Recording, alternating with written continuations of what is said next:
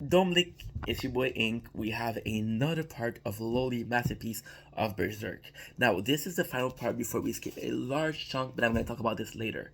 So, the last time, again, the way he explains, the way loli explains things and the details he goes in, it's so crazy. For example, what I like to do when I do a review, I like to put myself in the shoes of the writer, and loli does the same thing, which is something I super appreciated. If you don't know what I'm talking about, just watch the last video. Better yet, watch this 21-hour video because it's phenomenal. He talks about how we're feeling bad for the demon count, and it's kind of true because the demon count. Last episode he was talking about how we're having to feel bad for the demon and how clever the demon feeling bad for the demon because nobody started as a demon. Lolly explains that there's a reason why they became the way they are. Their role is fucked, and it's kind of cool because if you really think about what Lolly's saying right now, is how Guts is fucked up and how Guts became a monster. But he's not the only one that became the monster. He's not the only one that the world screwed over. We have the account, right? Feels even the demon who's this horrible person who eats other people feels emotional, right? And you're like, dude, like it's almost a human trait, right? If someone the God hand, so we have the reality of what is the God hand. We have another explanation of the bailiff. We have the fact that it's kind of cool because Lolly,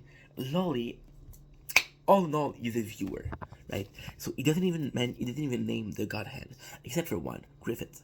And if you know the Golden Age, you know how important Griffith is, and we understand that out of the five demon, the only one we give a shit about is Griffith. That's the why Lolly only talks about him. He talks about the five, yes, but he only names him, right? They explain to us that the bailiff is supposed to realize wishes. With the mark explanation, the curse mark of guts, right? And it does have a purpose, because why is this mark so important? Well, a lot of people are saying that this is the icon of guts. This is the emblem of berserk, but it's also something is worse. Is the reason why the mark is so important. Yes, the God hand is the end all be all. But the mark is the reason why Guts is cursed. The mark is the reason why Guts is he's always going to be a prey, our target. And it's kind of cool because if you don't understand something, then Lolly does a really good job. For example, he was talking about how the account, we realized it's a failed marriage. His wife, she was cheating on him, and he was making fun of his weakness, right? We have an amazing battle with the God Hand, right? But they cannot do shit because, bro, Guts, although he can destroy the counts, the God Hand, they even say, and I like that a lot of you specify that, because again, these are not part I know. These are part I've read one time, two times, but I don't know enough to be like, oh yeah, yeah, I understand. Because the Lolly comes in and says, yo, the God Hand, they say that Guts doesn't even bother their plan.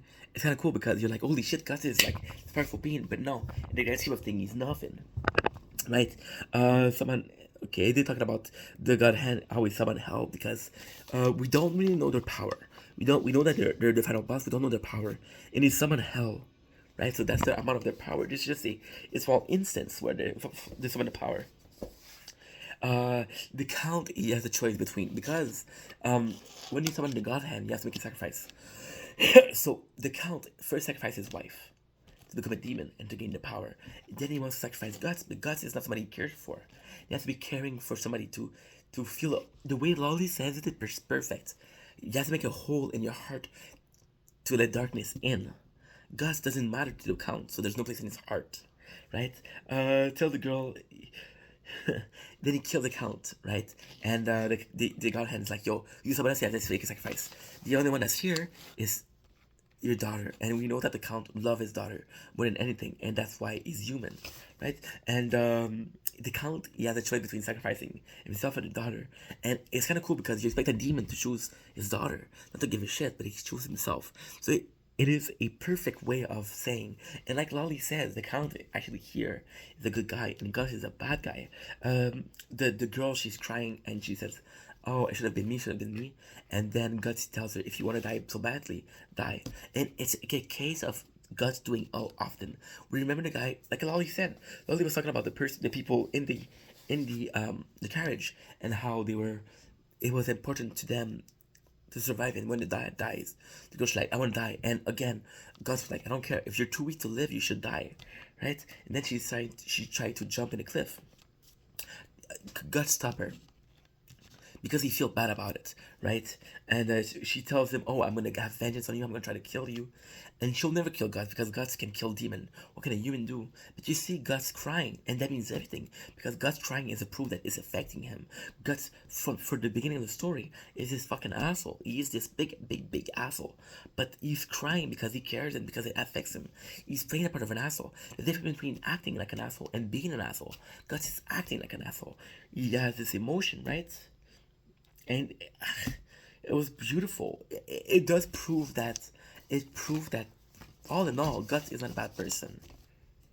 He became what this world made him, and he became a person that had to be a strong. It had to be it's really tough to say, but it had to be him. It had to be a case where he said, "Yo, either I survive or I die," and his vengeance is worth surviving. We're talking about the golden age. Now, I want to say something very important. I'm gonna skip the golden age. I'm gonna completely skip the golden age, and I know it's a risk. I'm running. I know it's a risk. A lot of people they think that golden age is a masterpiece, but I'm gonna skip this in this video because when I do review the video, when I do reviews of shows, are shows that I don't know nothing about. Like Berserk, I know very little about Berserk. I read it once years ago, but I haven't kept in touch, right? So when I'm listening to Loli's video, I'm like, dude, this is incredible. This is masterful. But then, you realize that the golden age is something I can have access to. The golden age is something I saw 6 times minimum. The golden age is 3 movie. I had the video of 9 hours too, and I could watch and watch and watch and watch and watch. So I know something about that. So coming in and listening to Lolly speak about it when I have my own opinion, I feel it's doing me a disservice because I want to agree with the video. I want to review the video for itself. And if I already have my version of it, I don't want to be confrontational. I'm in a place where I'm doing content creator shout out, and those shout outs cannot turn into, well, I don't agree with that, because at the end of the day I respect everybody's hearts, because I understand that this is art and I'm doing my own art, and at the end of the day, if I can't do my own art without it being criticized, then I should be able to expect others not to be able to do their own art.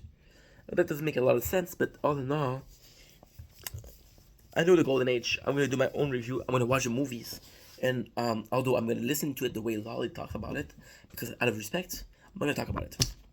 As always, I love you guys. Peace.